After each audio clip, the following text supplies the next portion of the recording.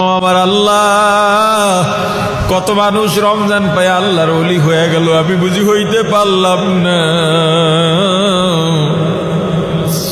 কত মানুষ যেন জান্নাতি হয়ে গেল, আমি বুঝি জাহান্নামী রয়ে গেলাম। কত মানুষ গুনাহ ক্ষমা করায় ফেলাইছে, আমার গুনাহ তো একটাও গেল না বুঝি। কারণ আল্লাহ এত গুনাহ করছে, আপনাকে যেভাবে ডাকা দরকার ডাকতে পারি নাই, যেভাবে নামাজের সিজদাটা দেওয়া দরকার ছিল সেভাবে সিজদা দিতে পারি নাই। ওগো আল্লাহ,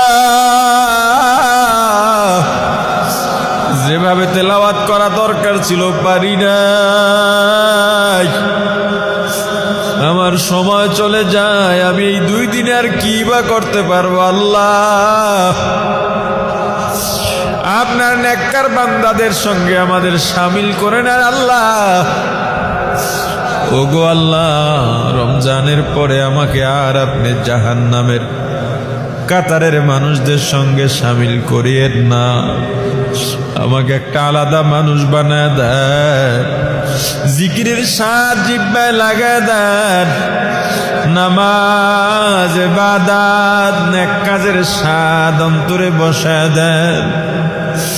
আমি আর গালি দেব না, তওবা করো রে ভাই, তওবা করো,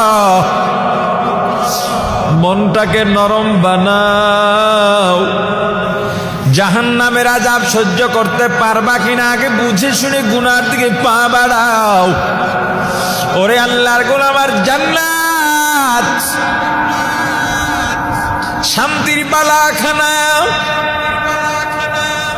দুনিয়ার যত শান্তি, যত সুখ, যত আরাম সব যদি এক জায়গায় করা হয়, জান্নাতের এক জাররা শান্তির সমান হবে না। হে রোজাদার ভাই, ওই জান্নাত পাওয়ার জন্যই তো রোজা রাখলাম, তারাবি পড়লাম। পরকালে মুক্তির জন্যই তো ব্যবসা বাণিজ্য সেরে মসজিদে এসে বসে রইলাম। আল্লাহ বান্দার অন্তর দেখেন, আল্লাহ বান্দার অন্তর দেখেন। ওই পরকালে মুক্তির জন্যই তো কত মানুষ দুনিয়াদার হয়ে দুনিয়ায় মত্ত হয়ে রইল। আমি তো ওই পরকালের মুক্তির জন্যই দুনিয়া চিনি, তবুও দুনিয়ার পিছে ঘুরলাম না। ক্ষমতা বুঝি, ক্ষমতা চিনি, তবুও ক্ষমতার পিছনে না গিয়ে আমরা মসজিদে বসলাম, তাহাজ্জুদ পড়লাম, তেলাওয়াত করলাম।